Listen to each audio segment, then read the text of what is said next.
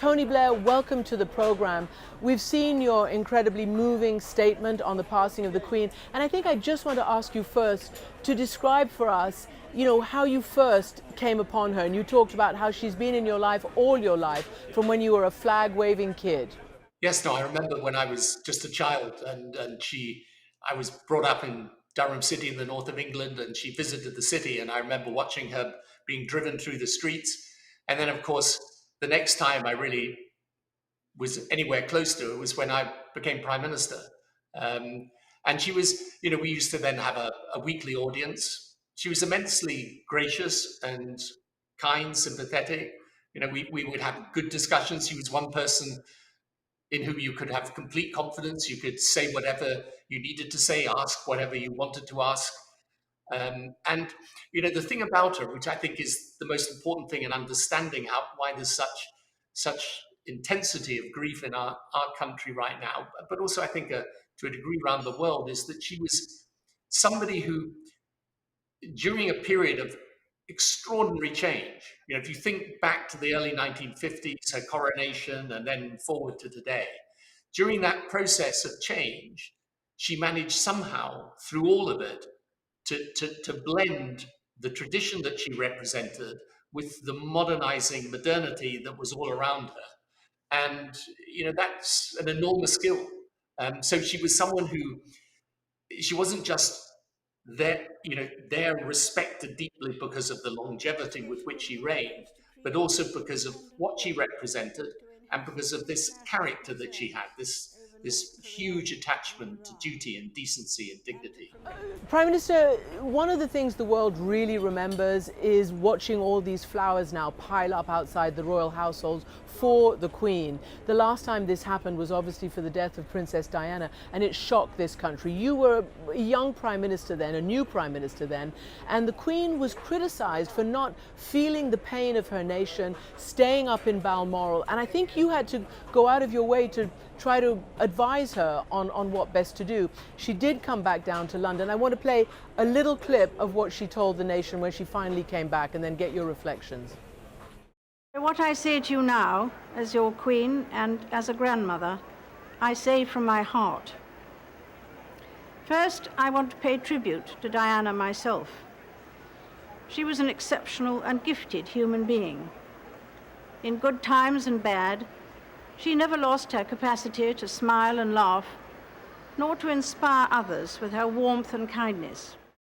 Tony Blair, it's said that the Queen did not show emotion, did not like showing emotions, either privately or in public. I just want to get your reflections on that really difficult time for this nation, for the world, and how in the end she recovered from that stumble. Well, it wasn't really a stumble. It was that, as she said in her statement, she was a queen, but also a grandmother. And she had two young grandchildren, the two boys, who were obviously, very close to their mother, loved their mother, were devastated by her death. And so it was difficult for her.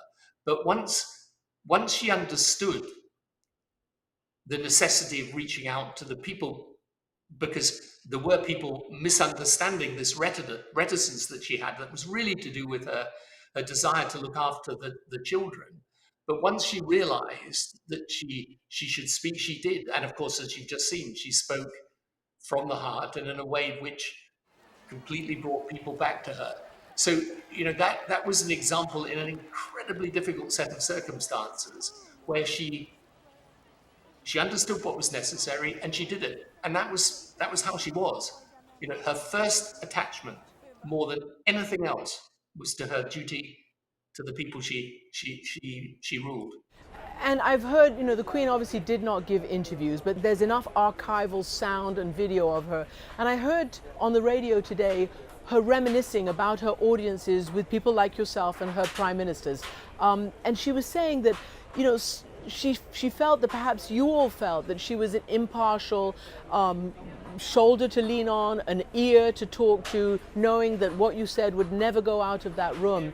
And she was very interesting about what she got from these audiences and how she felt they might also have helped, prime ministers like yourself, starting from Winston Churchill. Yeah, for sure.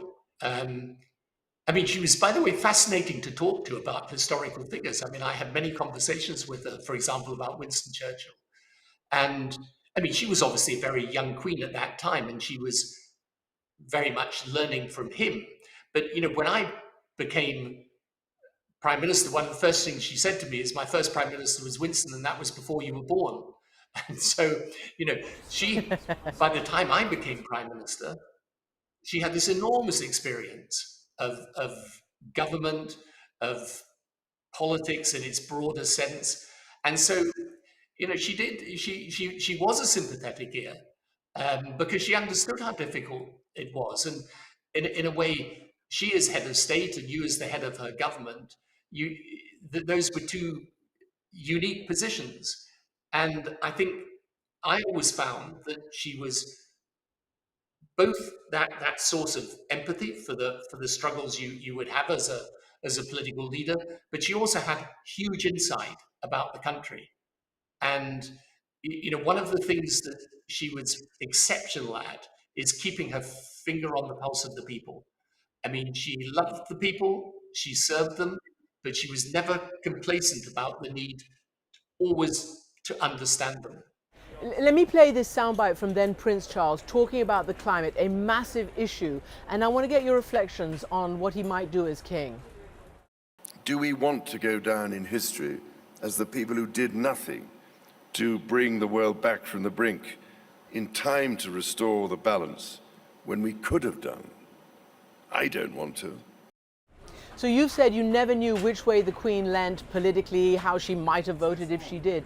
What do you think somebody like Prince, now King Charles, who's put his marker down on key issues, how will he be expected to go forward on things like that? I think he will be very much like her, because he now is the king. And, to be fair to Prince Charles, as he then was, what he said about, for example, climate change, I mean, he was saying that years before most people were, years before. And he was extremely prescient about it. Now, I mean, I don't think it's particularly, at least here, politically contentious to be concerned about that. But I've got no doubt at all that as the monarch, as the head of state now, he will abide by the Constitution in a very faithful way. He'll follow in the Queen's footsteps, and he's a very, very committed and caring person. And so I personally have a lot of confidence going forward. Amazing. So Tony Blair, Prime Minister of Great Britain from 1997 through 2007, thank you so much for joining us. Thank you, Christiane. Thank you.